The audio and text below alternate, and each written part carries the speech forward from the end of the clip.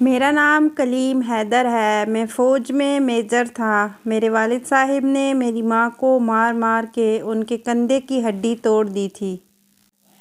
مناسب علاج نہ کروانے کی وجہ سے ہڈی نے خون سپلائی کرنے والی نالیوں کو نقصان پہنچایا تھا اور خون کی سپلائی بند ہونے کی وجہ سے میری ماں کا بازو بے جان ہو کے سوکھ گیا تھا۔ پھر جب میری ماں کو فالج کا اٹیک ہوا تو ان کا دوسرا بازو بھی مفلوج ہو گیا تو میں نے اپنی پوسٹ سے استعفیٰ دے کے ماں کی خدمت کا فیصلہ کیا۔ بیوی کی لاکھ کوششوں کے بعد بھی میرا دل مطمئن نہ ہوا اور میں نے استعفیٰ دے دیا۔ میرا تعلق ضلع ٹوبہ ٹیک سنگھ سے ہے۔ میری ماں کی عمر 13 برس کی تھی جب میری نانوں کا انتقال ہوا۔ میری نانوں کی وفات کے بعد میرے نانا نے میری ماں کی پرورش کا بیڑا اٹھایا، مگر انہیں جلد ہی یقین ہو گیا کہ یا تو وہ میری ماں کو کما کے کھلا سکتے ہیں یا پھر ان کے محافظ بن کر گھر بیٹھ سکتے ہیں۔ لہٰذا جب میری ماں 16 برس کی عمر کو پہنچی تو میری ماں کا نکاح میرے نانا نے اپنے بھتیجے سے یہ سوچتے ہوئے کر دیا کہ گھر کا دیکھا بھالا لڑکا ہے، میری بیٹی کو اچھی طرح سمجھتا ہے، میرا بھتیجا بھی ہے اس لیے خوش رکھے گا۔ مگر یہ بات میرے نانا کی خام خیالی ثابت ہوئی۔ میرے نانا میری ماں کی شادی کے بعد 1.5 برس زندہ رہے۔ ان 1.5 برسوں میں میری ماں 3 بار روٹھ کر اپنے باپ کی دہلیز پر آئیں۔ ہر بار میرے نانا نے اپنے بھائی یعنی میرے دادا کی منت سماجت کر کے میری ماں کو واپس بھجوا دیا۔ 1.5 برس کے بعد جب میرے نانا کا انتقال ہوا تو میری ماں بالکل لاوارث ہو گئی۔ میرے ددیال والوں کو کھلی چھٹی مل گئی۔ اب میرے والد محترم کے ساتھ ساتھ میری دادو اور دونوں پھوپھیاں بھی میری ماں کو پیٹنے کا کوئی موقع ہاتھ سے نہ جانے دیتیں۔ یہاں تک کہ ایک بار میرے والد صاحب نے جمعہ کی نماز کے لیے جانا تھا اور میری ماں طبیعت خرابی کی وجہ سے ان کے کپڑے استری کر کے نہ رکھ پائی تو اس بات پر انہوں نے میری ماں کو کپڑے دھونے والے ڈنڈے سے مار مار کر ان کے کندھے کی ہڈی توڑ دی تھی۔ کندھے کی ہڈی توڑنے کے بعد کسی ڈاکٹر تک کو دکھانے کی زحمت نہ کی گئی بلکہ الٹا جب میری ماں درد سے کراہتی تو اسے اور پیٹا جاتا اور بہانے خور جیسے القابات سے نوازا جاتا، یہاں تک کہ مسلسل حرکت میں رہنے کی وجہ سے ٹوٹی ہوئی ہڈی نے انگلیوں اور بازو کو خون سپلائی کرنے والی نالیوں کو بھی کٹ کر دیا تھا۔ جب خون سپلائی کرنے والی نالیاں کٹ ہو گئیں تو خون کی سپلائی آہستہ آہستہ انگلیوں تک پہنچنا بند ہو گئی اور بازو بے جان ہونا شروع ہو گیا، یہاں تک کہ بازو بے جان ہو کے سوکھ گیا اور ساتھ ہی لٹک کر رہ گیا۔ جب میرے ددیال والوں کو یقین ہو گیا کہ میری ماں بالکل مفلوج ہو چکی ہے تو انہوں نے میری ماں پر بد کردار ہونے کا الزام لگا کر اسے طلاق دلوا کر گھر سے نکلوا دیا۔ جب میری ماں کو طلاق دے کر گھر سے نکالا گیا تو اس وقت میں اپنی ماں کے پیٹ میں 7 ماہ کا ہو چکا تھا۔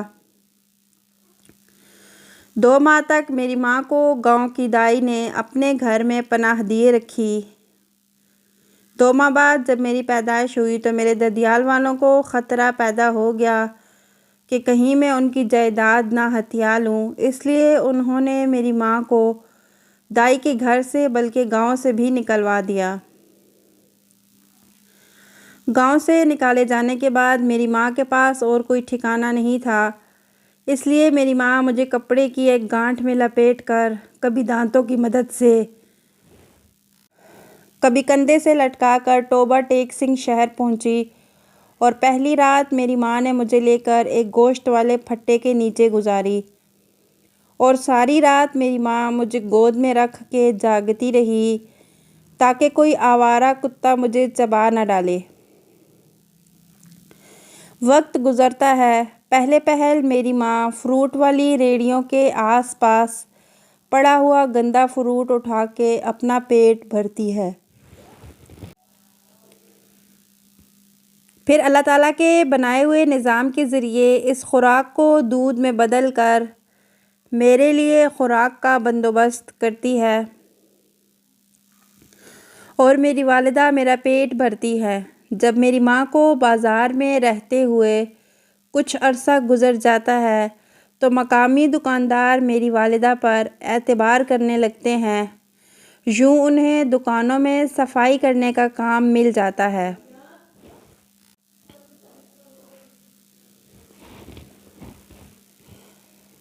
دکانوں میں مجھے اٹھا کر اپنے پیچھے جھولی نما کپڑے میں ڈال کر اپنے پیچھے لٹکا لینے کے بعد صرف ایک ہاتھ سے صفائی کرنا بہت مشکل ہو جاتا تھا۔ اس لیے میری ماں کچھ پیسے جمع کر کے برش، پالش اور ہتھوڑی، کیل، دھاگا اور سوئی خریدنے کے بعد جوتے سلائی کرنے کا کام کرنا شروع کر دیتی ہے۔ میری ماں مجھے گود میں لٹا کر ایک ہاتھ اور منہ کی مدد سے جوتے سلائی کرتی ہے۔ کچھ خدا ترس لوگ میری ماں کو اجرت سے زیادہ ہی پیسے دے جاتے ہیں، جبکہ کچھ اوباش نوجوان جان بوجھ کر سیوریج کی نالی میں اپنا جوتا گندا کر کے میری ماں کو پالش کرنے کے لیے دے دیتے ہیں، اور جب اس جوتے کو منہ اور کپڑے کی مدد سے میری والدہ صاف کرتی ہیں تو میری ماں کی بے بسی پر وہ ہنسنے لگتے ہیں۔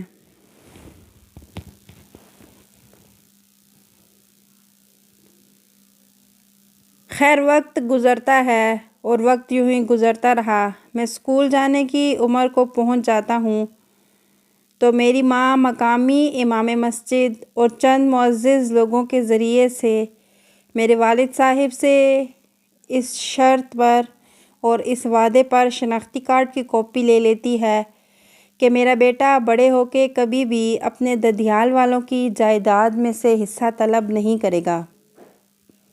شناختی کارڈ کی کاپی مل جانے پر میری ماں مجھے اسکول میں داخل کروا دیتی ہے۔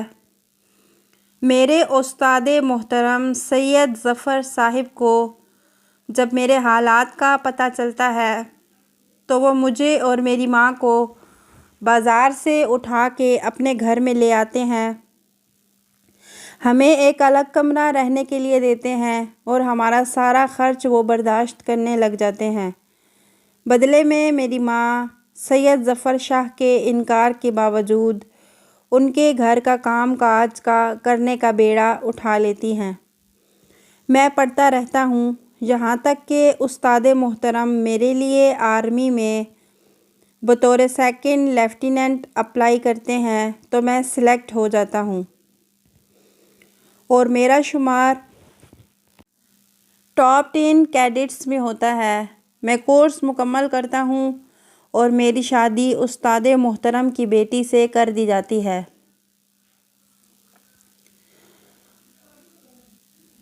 جب میں بطور کیپٹن انٹیلی جنس کے ایک مشن پر ہوتا ہوں تو ہارٹ اٹیک کی وجہ سے میرے استاد محترم سسر صاحب سید ظفر صاحب انتقال کر جاتے ہیں۔ میں ان کے جنازے میں شامل نہیں ہو سکتا تھا اور مشن مکمل کر لینے کے بعد میں پورا ہفتہ پورا دن ان کی قبر پر بیٹھ کے ان کے جنازے کو کندھا نہ دے سکنے پر معذرت کرتا رہتا ہوں۔ جب دل کا غم ہلکا ہوتا ہے تو واپس ڈیوٹی کو جوائن کرتا ہوں۔ میں اپنے پورے بیچ میں واحد اور منفرد آفیسر تھا جو پہلے خود جاسوس بن کر دشمن کا سراغ لگاتا، پھر اپنی ٹیم تیار کر کے دشمن کا قلعہ کما کرتا۔ میں بلوچستان میں ایک مشن پر تھا۔ جب مجھے پتہ چلا کہ میری ماں کو فالج کا اٹیک ہوا ہے تو میں نے اپنے سینئرز، بیچ میٹس، یہاں تک کہ اپنی شریک حیات کے روکنے کے باوجود فوج سے استعفیٰ دے دیا اور میں اپنی والدہ کی خدمت میں مصروف ہو گیا۔ مجھے یاد ہے کرنل لطیف اور بریگیڈیئر امتیاز نے مجھے کہا تھا کہ اس فیصلے کے بعد تم پچھتاؤ گے۔ میری بیگم نے مجھے قسم دی تھی کہ وہ میری ماں کی خدمت کرنے میں کوئی کسر نہیں چھوڑے گی، لیکن میں اپنے عہدے پر قائم رہوں، مگر میرا دل نہیں مانتا تھا۔ میرے دل میں کہیں نہ کہیں خلش رہتی تھی کہ میری ماں جو کچھ مجھ سے کہہ سکتی ہے وہ میری بیوی سے نہیں کہہ سکتی، لہٰذا میں نے استعفیٰ دے دیا اور خود اپنی ماں کی خدمت کرنے لگا۔ میری ماں جب تک زندہ رہی میں نے شاید ہی کوئی رات گھر سے باہر گزاری ہو، نہیں تو میں 24 میں سے 18 گھنٹے اپنی ماں کے ساتھ گزارتا تھا۔ میں نے چھوٹا سا گاڑیوں کا شو روم بھی بنایا ہوا تھا جس پر ملازم بیٹھتا تھا۔ میں سارا دن ماں کے ساتھ گزارتا تھا۔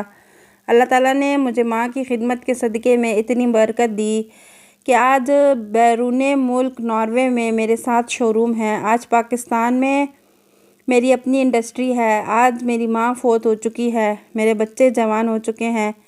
میری بیٹی امریکہ میں زیر تعلیم ہے۔ دونوں بیٹوں نے تعلیم مکمل کرنے کے بعد ناروے میں بزنس سنبھال رکھا ہے۔ میری اولاد منتظر رہتی ہے کہ کب ان کے والدین کوئی حکم کریں اور وہ اس حکم کو بجا لائیں۔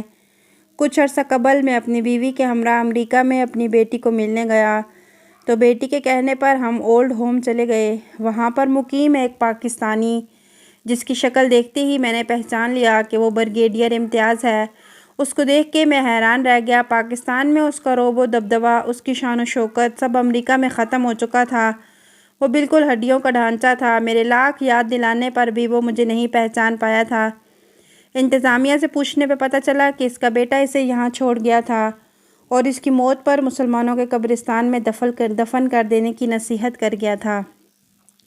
اولڈ ہوم سے واپسی پر میں تھک کر اپنی رہائش پر پہنچا تو میری بیٹی اور بیوی نے مجھے دبانا اور میرا مساج کرنا شروع کر دیا تھا۔ میں بنا کسی قسم کی ناگواری کا اظہار کیے پاؤں کی مالش کرتی بیٹی کو دیکھ کے سوچ رہا تھا، واقعی ماں باپ سے حسن سلوک ایک ایسا عمل ہے جسے آج آپ لکھیں گے کل آپ کی اولاد آپ کو پڑھ کے سنائے گی، اور بریگیڈیئر امتیاز کی حالت نے میری اس سوچ پر مہر ثبت کر دی تھی۔